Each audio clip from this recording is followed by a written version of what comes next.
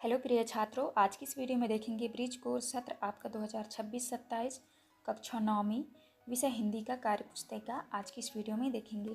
तो प्यारे बच्चों, ये बुक देख लीजिए। आपके सत्र आपका 2026-27 की आपकी न्यू बुक है, तो आप इस वीडियो में देख लीजिए। इसके बाद यहाँ पे आपके सभी पाठों के नाम दिए गए हैं। देखिए, आज की इस वीडियो में देखेंगे सप्ताह दूसरा में आपका दिया है वर्तनी, स्वयं एवं परिवार परिचय लेखन। तो चलिए आज की इस वीडियो में देखिए सप्ताह दूसरा में है वर्तनी संबंधी अशुद्धियाँ। तो यहाँ पे देख लीजिए, इस तरह से लिखा गया है। तो वर्तनी में मुख्य रूप से 6 प्रकार की अशुद्धियाँ होती हैं। आप इनको अच्छे से पढ़ लीजिएगा, देख लीजिए 6 प्रकार की अशुद्धियाँ इस तरह से होती हैं। इसके बाद यहाँ पे आपका दिया है मात्राओं और स्वरों के आधार पर अशुद्धियाँ। तो देख लीजिए, यहाँ पे दिया है अशुद्ध शब्द और यहाँ पे शुद्ध। कार्यपत्रक 1 में आपको लिखना है शुद्ध शब्द लिखिए। तो यहाँ पे आपको देखिए, यहाँ पे लिखे है सैनिक, तो ये आपका अशुद्ध है, आपको शुद्ध लिखनी है। इस तरह से होता है सैनिक। यहाँ पे जैसे लिखा है तो इसको इस तरह से शुद्ध लिखना है जैसे, और यहाँ पे इस तरह से आपको पुजारी लिखना है और इस तरह से आपको आँख। तो इस तरह से आपको कार्यपत्रक 1 में जो है शुद्ध शब्द आपको लिखने हैं।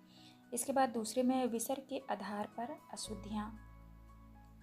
तो देख लीजिए, उदाहरण में है अशुद्ध शब्द और यहाँ पे है शुद्ध शब्द, आप अच्छे से पढ़ लीजिएगा। इसके बाद तीसरे में दिया है व्यंजन के आधार पर अशुद्धियाँ, इस तरह से दिया गया है।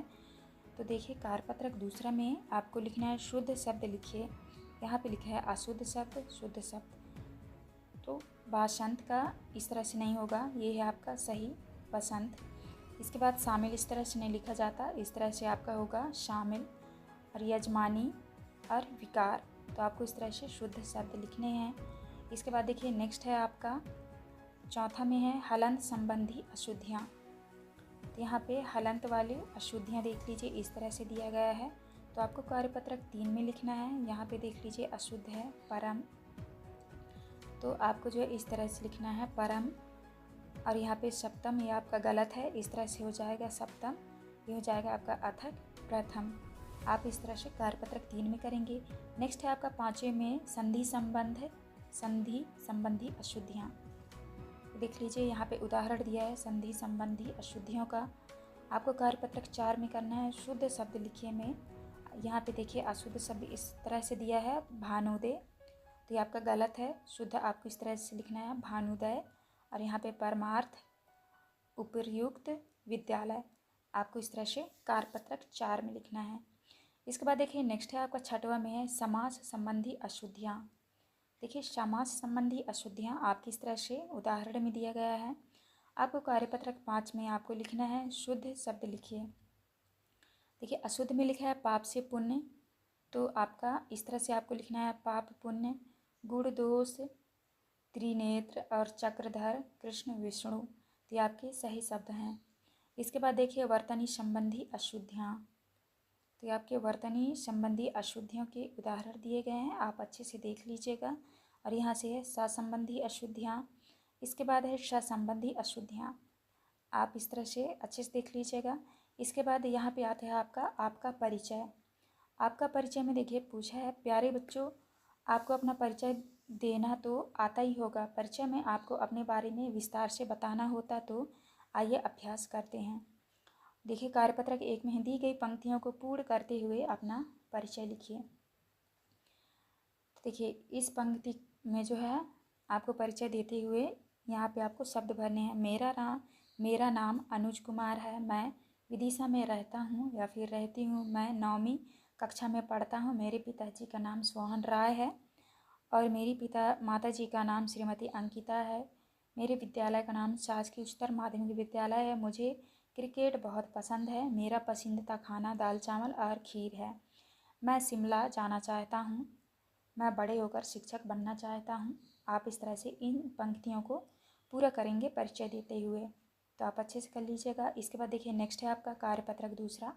कार्यपत्रक दूसरा में पूछा है कक्षा में अपना मौखिक परिचय दीजिए, तो आप अपने क्लास में मौखिक परिचय आप देंगे।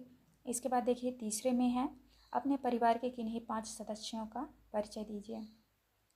तो परिवार के 5 सदस्यों का परिचय, पहला है पापा का। मेरे पिताजी का नाम श्री सोहन राय है। वे एक किसान हैं और बहुत मेहनती हैं।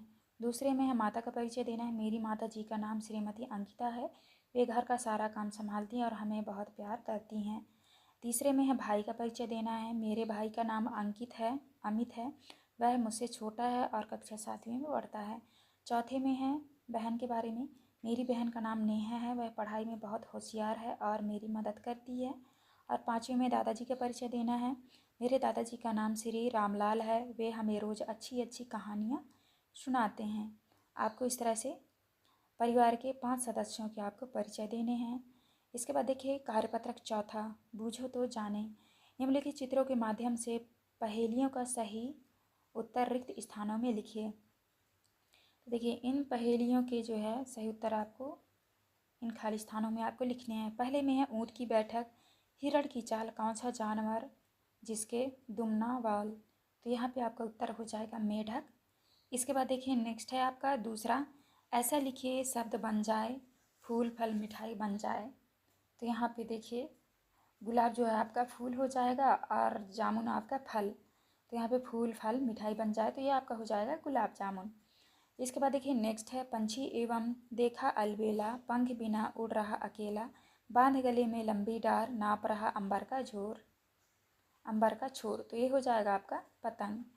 और यहाँ पे है चार पाँव पर चल ना पाऊँ, बिना हिला हिल ना पाऊँ, फिर भी सबको दूँ आराम, झटपट बोलो मेरा नाम। तो ये हो जाएगा आपका चारपाई। आप इस तरह से इन पहेलियों के आंसर करेंगे। तो प्यारे बच्चों यहाँ पे जो है इस वीडियो में हमने सभी कार्यपत्रक के आंसर करा दिए हैं। आप अच्छे से देख के अपनी बुक में भर लीजिएगा। और चैनल में नहीं है तो चैनल ज़रूर सब्सक्राइब करके जाएँ, जिससे कि आने वाली हर एक वीडियो की नोटिफिकेशन जो है आपको मिल सके। तो चलिए मिलते हैं आप नेक्स्ट वीडियो में।